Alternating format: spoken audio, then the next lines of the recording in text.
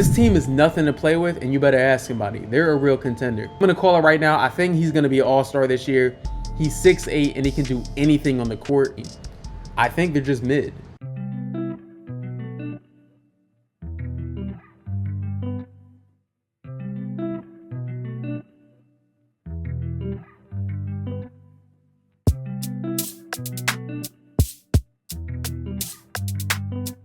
What's good, YouTube? Welcome to another episode of Wrong vs. Right. I'm your host, Jay. If you're new to the channel, be sure to subscribe below and hit that button.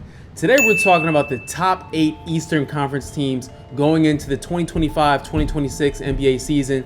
Guys, I know we're in the all season, but I thought we added a little excitement by ranking the top 8 teams in the East. So without further ado, let's get straight to it. So first, we got the Miami Heat. We in Miami turning up another notch, except we're not. The Miami Heat seem to lose a bit of relevance after losing Jimmy Butler. Before, maybe a team might fear the Heat because of Jimmy Butler, but now it's like, that's a good team, it's well coached, but we're not that worried. They did pick up a nice addition in Norman Powell. I think he will thrive in Miami and get tons of shots up, but they're in a strange place because they're not good enough to win the East, but they also aren't a terrible team.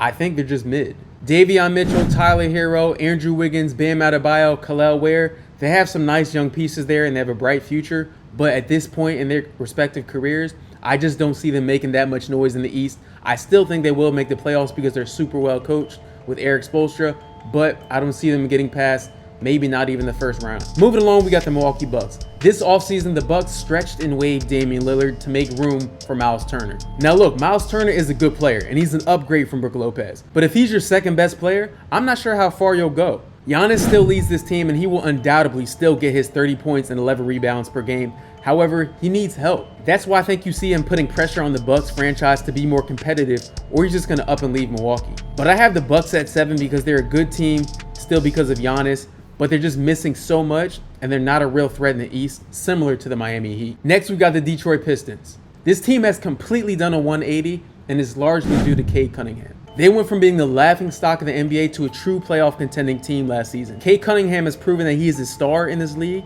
and the team has adopted that toughness that Detroit basketball is known for. I'm not saying they're the bad boy Pistons or even the 03-04 Pistons with Chauncey Billups and those guys, but they've inherited some of that same tenacity. Sar Thompson is one of the best defenders in the league on the wing. Tobias Harris is stepping into his role nicely as a veteran leader on the team and a guy who can give you around 15 a game.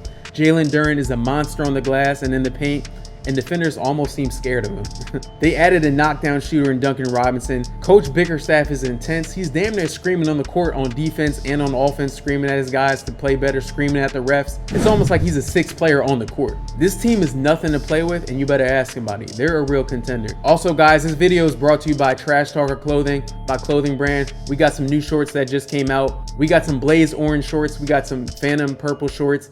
And we got some Pulse Red shorts. Be sure to cop some merch at trashtalkershop.com. These shorts are fire. You got to check them out again at trashtalkershop.com. I'll put the link in my description.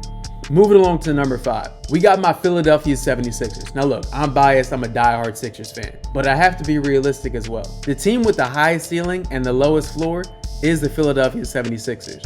Their team name should be the Philadelphia, if healthy, 76ers, because you can't talk about this team without talking about their health. The team goes as far as Joel Embiid's health and availability takes them. However, I think people underestimate how good Maxey is and is becoming. I think it's widely accepted that Maxey is an all-star, right? But I think people don't really understand how good he can be and how much better he's getting year in and year out. On top of that, and maybe more importantly, this guy hates losing. I point that out because a lot of talented players have all the talent in the world, but they seem content with losing. Maxey's competitive edge and his determination to win and get better separate him from most stars. I actually think he's going to have a superstar level season. Jared McCain is coming back this season. He would have obviously been the Rookie of the Year last year, and he had a stretch where I think he scored 7 consecutive games with at least 20 points. The Sixers absolutely nailed their draft pick with VJ Edgecombe, who's going to be a stud. So there is upside on this team. It's just the consistent injuries of Paul George and Joel Embiid that are holding them back, but I think they made some nice additions. Obviously with Edgecombe, like I talked about, Trent Watford. They're building a solid young core in Philly, and they have a chance to make some noise in the East, again, if the Philadelphia, if healthy, Sixers are available. Next, we got the Atlanta Hawks. The Hawks arguably had the best offseason in the league. Some key additions: Kristaps Porzingis, Nickeil Alexander-Walker, Luke Kennard, adding interior and perimeter defense with these additions, and some boosted shooting at the 5-man position and wing position. This is a deadly team with Trae Young, Dyson Daniels returning, and Jalen Johnson. People forget about Jalen Johnson. I don't think a lot of NBA fans really even know about him, but he's a guy who averages like 18 and 10 before he went down with an injury last season. I'm going to call it right now. I think he's going to be an all-star this year. He's 6'8", and he can do anything on the court. The Hawks addressed their perimeter defense need with Dyson Daniels last season, and 4-man with Jalen Johnson. He's also a lob threat. Kristaps Porzingis, but if they're available and they're healthy, the Hawks can make some real noise. Also, what's going on with the Hawks paying Trae Young? Like, what more does he have to do? I get he's undersized, I get he's a turnover machine at times, but this guy is an all-star point guard, and you want to keep him happy. He's the reason that this franchise has been relevant for the past few years. Pay the man, because there's not many Trae Youngs walking around in the NBA. Number 3, we got the Orlando Magic. Now look, the Orlando Magic is an elite defensive team and arguably the best defensive team in the Eastern Conference. They've improved their perimeter shooting by adding Desmond Bane, and they've gotten another year of progression with Paolo Banchero and Franz Wagner. Some key returning role players include Jalen Suggs, Wendell Carter, and Jonathan Isaac. On top of having some fire uniforms, the Orlando Magic are serious, and this is a team to look out for. I fully expect them to be a top 3 team in the East this year. Franz Wagner took a big jump last season. Paolo Banchero is getting better and better, and this team has a solid core of guys. They're building cohesion, they're building rapport with each other. They still have their same coach. Like, if guys play year in and year out with each other, they only get better and better playing as a team, and they play defense. So any team that plays defense, you have a chance. Number 2, we got the Cleveland Cavaliers. Now, we know this is a regular season powerhouse, elite defense on the interior with Evan Mobley and Jared Allen, great coaching, but above all, the ball movement on this team is just flawless. These guys share the rock, they push the rock. Darius Garland is always looking for the open man. You can always rely on Donovan Mitchell to get a bucket when you need one. He can isolate, score off the dribble, hit down an open shot. And by the way, Donovan Mitchell has the ball on the string. Like, his ball handle is really like that. Their big addition this offseason was adding Lonzo Ball. So Lonzo Ball adds a reliable backup point guard that can defend. And Lonzo Ball is one of those guys, he can probably guard 1 through 3. So this great defensive team just got even better defensively with the addition of Lonzo Ball. I fully expect the Cavaliers to be in the conversation for one of the top teams in the East, but they're not number 1.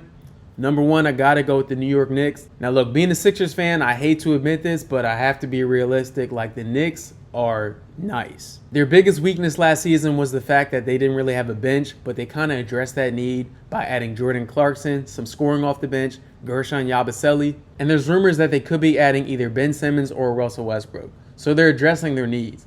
But with the Knicks, the first thing that comes to mind is their starting lineup. Brunson, the most clutch player in the NBA, a reliable point guard. He does it all on the offensive end. A true leader and somebody that you can depend on who hits clutch baskets. Then you have Mikal Bridges. He just extended with the Knicks. Took a discount to add some flexibility to their team. OG Anunoby, a guy who seems like he could guard 1 through 5. Karl Anthony Towns, Josh Hart. This team is stacked. They got rid of Thibodeau after reaching the first Eastern Conference Finals in 20 years. I don't understand that decision, but hey, the Knicks have their own plan. They added Mike Brown, who's also a great coach, defensive-minded coach, and a tough coach. So I feel comfortable in saying that the Knicks are the best team in the Eastern Conference, at least going into the season, but we'll see how it plays out. But guys, let me know your thoughts on my list of the top 8 teams in the East. Be sure to subscribe to the channel if you're new. Oh, also be sure to visit TrashTalkerShop.com and get those shorts. Run it up. Everybody can't be wrong. Everybody can't be right. I'm out.